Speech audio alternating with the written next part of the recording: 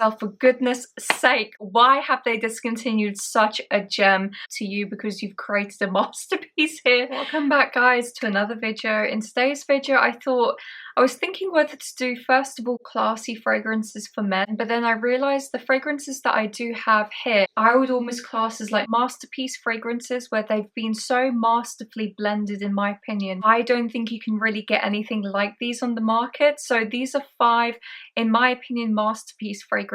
When I say masterpiece, I'm thinking at least 9 or 10 out of 10. There are so little things that I can fault within the fragrances, and they just smell wonderful. All of these are tried and tested on my partner, by the way. Some of these he doesn't really enjoy, but that's only because he has a very specific type of olfactory group that he likes, which is normally citruses and aquatics. Having said that though, I genuinely believe that these are probably one of the best fragrances within their categories, within their olfactory groups. So if you're really intrigued to see which are my top 5 masterpiece fragrances, then just keep watching. So the first fragrance that I have is one that I've talked about a lot on this channel, and probably won't be so much as a surprise to a lot of you guys. I should have really featured, I mean, there are so many masterpieces when it comes to this line. This is the Oud line from Cartier. This is one of their more luxurious premium line. So they have Oud in Amber, Oud Radio, Oud in Pink, Oud in Menthe, which other ones? There are so many. Oud in Rose, and then this is Oud Santal. My top 3 are Oud Santal, Oud Radio, and Oud in Amber. Tilda Laurent, who's the fragrance, who's the nose behind the Oud line from Cartier, I think she's an absolute genius. I said in my previous video that I've seen the way that she works, and I think she just is super masterful. She's very artistic. This is Oud Santal.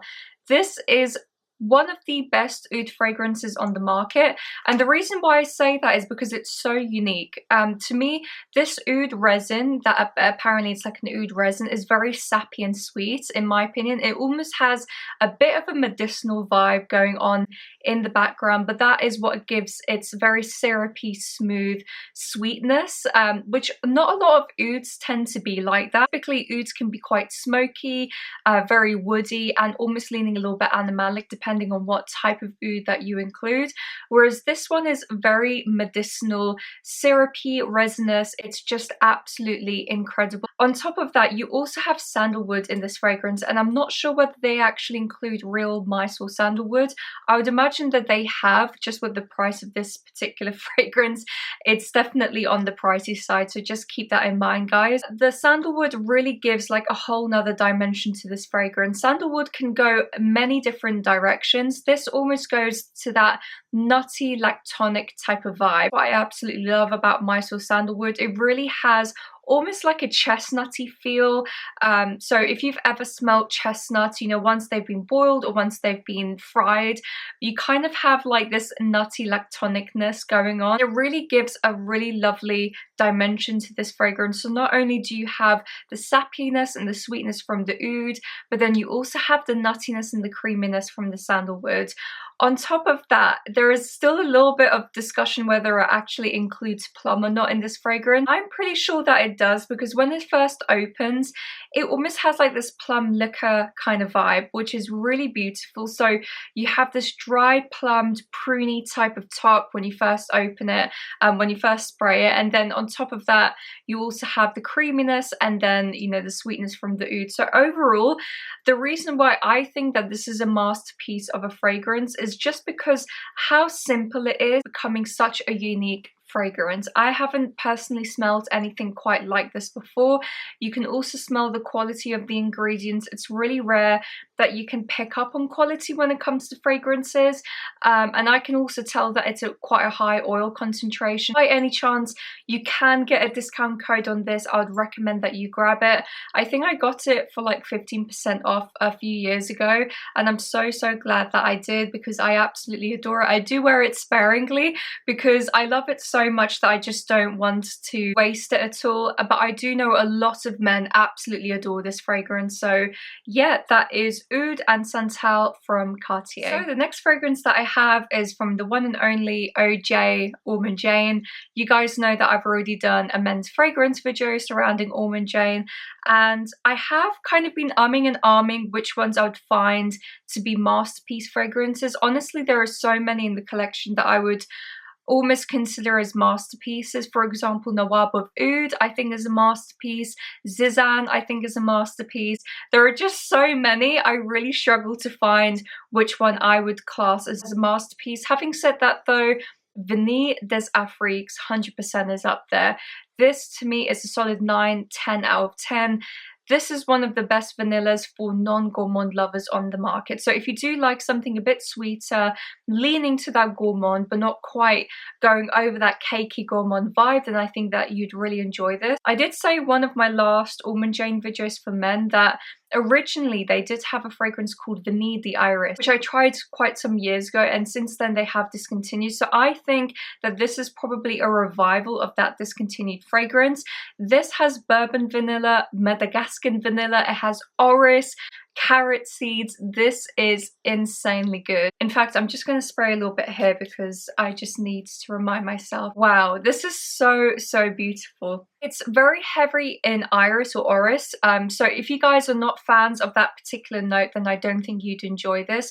But the reason why I find this to be such a masterpiece is because it has this smoothness and all of these layers going on, and it really creates a bubble of creaminess, slight sweetness and nuttiness coming from this fragrance. Almost similar to Oud Santal, but very different. The vanilla isn't like your typical cakey vanillin. This is more of like a smooth buttery vanilla extract, and I think that is down to using Madagascar vanilla as well as bourbon vanilla. And if you gents know a lot about Ormonde Jayne, they have very high oil concentrations.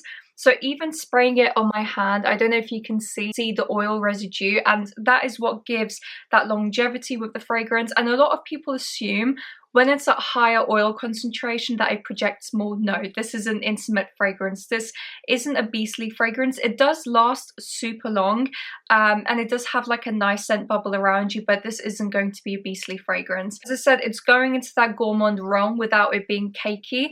And what I love about the orris in here, it goes to that buttery, nutty realm. And I've talked about it so many times, I'm not even going to repeat myself. But orris tends to give like this buttery to the overall fragrance. So the way that I've described this before, it's almost like you're slicing butter, and then you have like vanilla sponge cake cooking in the background. That is as best as I can describe this fragrance. Almost has like a little bit of a booziness in the background as well. But overall, probably one of the best vanillas that you can get on the market, especially for gents who are not super into overly sweet type of fragrances. So this, in my opinion, is a masterpiece. I have talked about it before, but I do have a discount code with Ormonde Jayne. So if you guys want to save yourself a little bit of money, because this is a little bit more on the expensive side, then you can use Pikovaya, and that will give you a 10% discount code. Sadly, the next fragrance that I'll be talking about is discontinued. I found this out in one of my last videos when I was doing like autumnal fragrances for men. And I thought to myself, for goodness sake, why have they discontinued such a gem? I have a really big pet peeve when it comes to discontinued fragrances, because especially when you fall in love with something, you don't want it to finally, you know, get discontinued and then going on to this huge hunt of finding a bottle, say on eBay or whatever. By the way, don't be confused. I know that it is in a Dior Privé, one of the miniature bottles. I said this before in one of my last videos. When I had the Encens Divin bottle, it cracked. It fell basically off my shelf. So this was the last remnants of what I could get, as well as some other samples that I made up. This is an amber incensey type of fragrance, so it is going into that oriental vibe. But what I really love about this fragrance, it has this spice on it from the ginger, but it's not overly spicy. So it's so beautifully blended that you have pretty much every type of layer that you can imagine, and then all ends with a very resinous ambery type of base. So it has tolly balsam, benzoin, if I remember correctly, vanilla. All of those notes in combination just gives this really syrupy, sticky, sweet type of vibe to the fragrance, and I absolutely go nuts over this one. This is, I can't even describe how good this is. This on a man would just smell absolutely wonderful. It really, really is a masterpiece of a fragrance. Whoever is the nose behind this, kudos to you, because you've created a masterpiece here. This is just simply an amber incense fragrance. So if you are into something a little bit darker, a little bit more leaning autumn and winter, then I think that this would be a great fragrance. That's Encens Divin. Now the next fragrance that I have is from Xerjoff, and you guys know I absolutely adore Xerjoff. This one I recently reviewed, I think it was like in hyped fragrance video, so I'll link it down below if any of you guys are interested. This one I'd tried before years ago, and then I retried it for that video, and it was only until I started retrying it and then spraying it obviously on my partner, realized how much of a masterpiece this is. It's really very beautiful. You know, honestly, it got a lot of hype on social media, and for the longest time I did think to myself, oh yeah, it's nice, but in comparison to say other Xerjoff fragrances, I didn't think it was as special. Having said that though, I really thought about it and I really smelt it loads, and I thought to myself, no, this is definitely a masterpiece, because this is aldehydes and musk and airy notes but done to perfection. This is a really fresh fragrance. So typically aldehydes give this almost ozonic, metallic kind of feel in the top. And then on top of that, you also have iris in the middle, which iris does really well on men's skin, I find. It really goes to that buttery realm. This almost leans a little bit powdery though, so if you're not so much into powdery fragrances, I would not give this a go. But if you can imagine a very cool metallic opening with the aldehyde, and then a slight powderiness in the mid, all followed by, has patchouli, has a little bit of sandalwood, and the combination of the two almost gives this like slight earthy, woody vibe in the base. But honestly, the aldehydes are so strong in here that I think it mostly takes over the fragrance. I always struggled with aldehydes a lot. Typically, I don't really enjoy a lot of aldehydes because it can go into that vintage realm that I don't necessarily enjoy. But I think the reason why this is a masterpiece of a fragrance is because it is heavy in the aldehydes, it is heavy in the powdery note. To me, this does not smell overly vintage. To me, this still smells very modern, very wearable, and especially on a guy who wants to smell fresh, put together, and elegant, I think this is a wonderful fragrance. The only thing that I'm not so sure about is the price. I know that they use a lot of naturals in here, but nonetheless, it is a very pricey fragrance. So again, if you can get it for a little bit of a discount, then I think that would be wise. Pikovaya Dama from Xerjoff. Last but certainly not least, we have Edition Rare Fidelis from Histoires de Parfums. One of the best. I mean, I talked about Oud Santal in the beginning.